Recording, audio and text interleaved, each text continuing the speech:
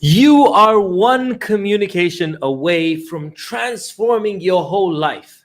You're one communication away from perfecting your relationship or getting that right relationship. You're one communication away from improving your career. You're one communication away from having that amazing client. You are one communication away from delivering that amazing presentation that may transform your life. What's up, everyone?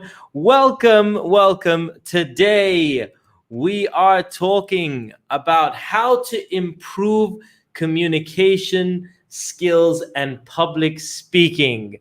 So I want to welcome you to another episode of Unconscious Communication Secrets. What's up? My name is Munir. We are live, and today, as I said, I'm talking to you about how you can improve your communication skills and public speaking. And what I'm going to be doing is I'm going to be discussing 5 top tips that you can start with today that will truly transform the way that you communicate, the way that you do any public speaking, and these are simple things that you can apply that will take you further, faster than ever before, very, very quickly. So if you're joining in live, please drop a note, say hello. I'd love to hear from you, but let's get started. So let's get started with number 1. Your open is key. Now, this is why it is so important. You only have 7 seconds to leave a good impression. This is 7 seconds to get people's interest. In actual fact, you know what? I've researched this a number of times, and I've seen it. People state it's 8 seconds. I've seen it stated as 7 seconds. I've seen it stated as 4 seconds. Whatever it is, you have to make an impression very, very fast if you want someone to pay attention to you. And this is in public speaking, or if you are even in a conversation. And I'll tell you how one of the experiences that I had and where this became so apparent to me. Now, a number of years ago when I was in Gulf Air, I had an opportunity to go and present to the CEO and request the area of work that I wanted to work in. This was a huge opportunity that nobody gets, right? Where you can go to a CEO and you can request the area of where you want to work for the rest of your career. Because I just finished a management training program. I worked in all the different divisions, and I could go and ask for where I wanted to work. And this was such a huge opportunity, but I was really nervous at the time. So I went up there and I started off my talk saying, hello, hi, good morning. My name is Munir. Thank you very much for having me. Sorry, I'm a little bit nervous. And like all of a sudden, just through that opening, right? Afterwards, I said, my presentation or whatever, but the CEO, after I did that opening, had lost interest because he was like, yeah, and then started looking at his phone. But you see, so many people come out and they do that as an opening, right? Like so many speakers, they come out and they just sort of say, hi, good morning. Thank you all for coming today. And if you imagine, if you have 7 seconds to make an impact, to make a first impression, to hook somebody so that they pay attention, so that they will listen to you, and you start off with all these things that just make someone go, yeah, it's just like your average speaker, then they're not going to pay attention.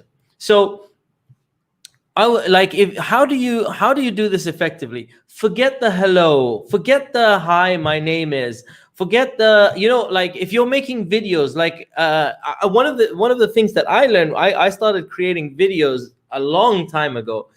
And my first few videos, I was like, oh, I'm going to look so professional. I'm going to have this amazing animation at the start of my video. Like if you watch my videos right now, imagine this animation that I play at the start of all my videos, right? I don't play it right at the beginning. However, when I first started, I played this amazing animation right at the beginning. And I realized I lost so many people when I looked at the analytics in YouTube. I'd lose out on so many people watching the rest of the video because they had no interest. They started, and people lose interest after 4 seconds before I even had a chance to even say anything.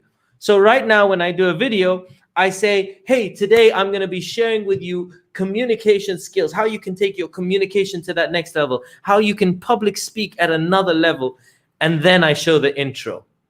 So I hook people. The introduction is very, very, very powerful and will create interest that will carry on with people. So that's the first thing. If all this is making sense, please drop a note, say something, comment. I'd love to hear from you guys as we're going through this. We are live, so drop me a note. So if you are public speaking, if you're doing these presentations, forget the hello, my name is. Start off with a question. Start off with a hook. Start off with a shocking statement. Start off with a I don't know. Who would have thought that this would happen on this day? I don't know. Something that just gets people to stop and pay attention. Okay, so that was number one. All right. Number two, stories. Stories are key. Now, what do I mean by stories are key? Okay. Oh, sorry. Just give me a second. What do I mean by stories are key? Now, we are hardwired as we have grown up, as we've evolved as people, to want stories. Like, have you ever had a child come up to you and say, Mom, Dad, tonight, can you tell me a bedtime PowerPoint presentation? As a joke from Darren LaCroix, but like, seriously, we are hardwired from when we were young to want stories. Cavemen have told stories. Like, we are hardwired for stories. And I discovered this, how powerful stories are in getting people to do things. Because I used to, before, I've always been into personal development. And all these biggest speakers would be telling you to do a few things. But the way they tell you is they tell you a story and then they tell you. And then I'd go to my friends or family and I'd say, you have to do this. And no one would do it. And I'd be like, I'd always wonder, why was I not getting the results? Like, why, when I heard it, it was like the biggest epiphany. And when someone else would tell it, it wasn't. So I started to look into it. And I want to prove to you why, like, how I'm going to show you this now. Just complete this sentence. Laughter is the best. Laughter is the best what? Medicine. We kind of all know it, right? We all know that laughter is good. But when I heard this story, so let me tell you a story. There's a gentleman by the name of Norman Cousins. Okay, he got diagnosed with a degenerative collagen illness, and basically he had excruciating pain, high fevers, and he was almost paralyzed from the neck down, like he was unable to move. And the doctors all came and told him, you have a 1 in 500 chance of recovery. And he said, you know what? He said to himself, you know what? I'm not going to accept this. I believe, and he heard about that laughter was very good for you. And so what he did was he asked the nurse to read him like a number of things. And then he started watching a lot of comedies, and he watched it every day. And he started laughing and laughing and laughing and forcing himself to laugh and laugh and laugh. And he healed himself through the power of laughter. And you can go and Google this stuff, but he literally took a disease that nobody could really heal and healed himself just through laughter. And the challenge is, and he tells people that the challenge is most people don't laugh enough in a day to experience the benefits. And so when I heard of this, and a gentleman heard of it called Dr. Madan Kataria, and he started a whole movement called Laughter Yoga, which helps to increase your immune system, increase your oxygenation, improve your mental health just through laughter. And so when you even force yourself to laugh, when you fake it till you make it, you actually create all the benefits that laughter can have. And so when I heard this story, like I had always heard, laughter is good for you, laughter is good for you, laughter is good for you. When I heard the story, I was like, okay, I'm going to go and check out, do some laughter yoga. I'm going to practice these laughter techniques so that I can experience the benefits. But do you see, you can know something, but then a story can transform everything, can transform how you feel about something, can transform the actions that you take, can transform what you do with it. All right? So, and remember this, facts tell, stories sell. This is not my my quote, but I need to find out who said that. But facts tell, stories sell. And so when you want someone to do something, you just tell a story. Tell a story. It's so powerful. All right. So that will improve your, not just your public speaking skills, but your just interpersonal communication. Those will improve through that. Number 3, make it a conversation, especially if you are doing a talk with an audience. Now, how do you make it a conversation? What do I mean by that?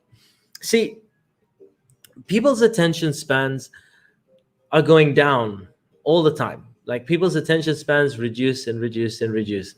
But when you ask a question of somebody, then typically when you ask someone a question, it renews their attention span. They are awakened. So when you talk one way, I'm talking when you have an audience, especially when you have an audience in front of you. When you have an audience in front of you, when you're talking, one way, if you're reading from a paper, doesn't go down too well. But if you just sort of say, even if you don't expect an answer, but if you just say, have you ever been through this, where you've sat in an audience and someone has just spoken at you, right? Now, when I ask someone a question, what happens is it reactivates their mind and they start going in their mind and they start thinking. So one way doesn't work very well. If you're just reading from a paper and you don't check in, you don't renew their attention span, you don't rekindle it. The way that you rekindle it is ask questions, rhetorical, and you can speak to one, but look to all. This is a phrase from Craig Valentine, who's world champion of public speaking. And he says, speak to one, but look to all. And what that means is, like, when I say, have you ever, I'm talking to one person, but I'm looking at the whole audience, right? I'm asking, have you, not has anyone here or has everybody, have you? I'm like talking to my phraseology is about one person, but I'm looking to everybody. All right. Does this make sense? Hopefully it makes sense. If you have any questions, drop in a note over there. Right. So, and this is important to realize, when you don't check in, people will check out. I could be telling, and I've tried this a number of times, and I'll tell a story in front of a live audience. And if I don't have little questions, and sometimes a quick question might just be like, does that make sense? Who knows what I mean? Have you ever been there? Yeah, if this is making sense, say yes. Or something along those lines, but just little things, little check-ins that allow people to reactivate, rekindle, know that that it's a conversation. All right. So, my son is dropping little emojis, and so Kamil's saying hello. So hello, Kamil. He's grabbed my wife's phone, and this is what my son says. He's saying this to everybody. So zero jickle good jicka. And then my wife said, Kamil's saying hello. All right, cool. All right, so let's move on. So remember that when you don't check in, people will check out. Cool. Now, step number 4, kill the complex. kiss the people that you're speaking to. Not in coronavirus times, obviously, but kiss the people that you're talking to. And what do I mean by that? Keep it short and simple. So I'll tell you a story and how I kind of got to know this at a much deeper level. When I first started my career, I was doing door-to-door sales, and I was in the UK and I was promoting a gas and electric company. Like I was asking people to switch from one gas provider to another. And basically, the short story is, it was, hey, switch your gas provider and I'll make your bills cheaper. That is the short and simple. But as I started to learn how it worked, I wanted to tell people how it worked. And I said, look, ultimately, your gas pipes are going to be exactly the same.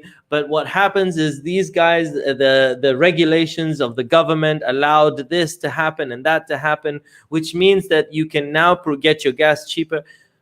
But you see, the more that I started to explain how it worked, the less that people wanted to do it, because they just got overloaded with information. And when people get overloaded with information, they just, I don't know, there's something inside them that just goes, yeah, I don't know, maybe I need to know more, maybe I need to, etc. And so whenever I'd explain too much, I found that I wasn't getting enough sales. And then my trainer, Richo, would just come to me and say, Munir, you have to keep it short and simple. Keep it short and simple. Change your gas provider. We're going to give you cheaper bills. That's it. That's all they need to know. They don't need to know how it works. Wait, think of it right now. If you are on a phone provider, if so, you don't need to know how the airwaves work and how different people can provide cheaper bills. You just want to know, is it going to be cheaper, right? And that's all that matters. So, and when I started going back to keeping it short and simple, I found that my results improved. And when it comes to public speaking, this is so important. And this is what I see. And it's like one of my little pet peeves. Believe me, I've worked in a corporate environment. I know how many people use these slides. And people will prepare slides for so long and they'll be like, yes, and so on this slide, I'm not going to go through everything that's on the slide, but all you need to know is that there are 5 steps. If you're not going to go through everything on the slide, why show the slide? Because what happens is, if you do things like that where you show too much, number one, people will start reading it and they'll stop listening to you. Number two is you start to create questions in people's minds. And so even when you move from the slide, people are starting to think, but wait, what? You know, they're not listening to you. They're thinking of, what was that? What was that? The more complex you keep a slide, the less people will pay attention to you, the less effective you are going to be in your communication skills or your public speaking. So kill the complex. Kill the complex. All right. Yeah. And literally, by the way, I used to create these slides that were very complex, and I'd go and I'd say, look, I'm not going to go through everything on the slide, but all you need to know. And then one day one of my coworkers said, if you're not going to go through everything on the slide, why the hell did you show the slide? And since then, I've never done it. But I know so many people do it. Anyhow, all right. So moving on. So that was kill the complex. Now, number 5. It's a muscle. Okay? Public speaking, communication skills, they are a muscle. Practice, feedback, and perfect the skills. Like, no, you aren't going to be strong. A lot of people aren't strong initially, and that's okay.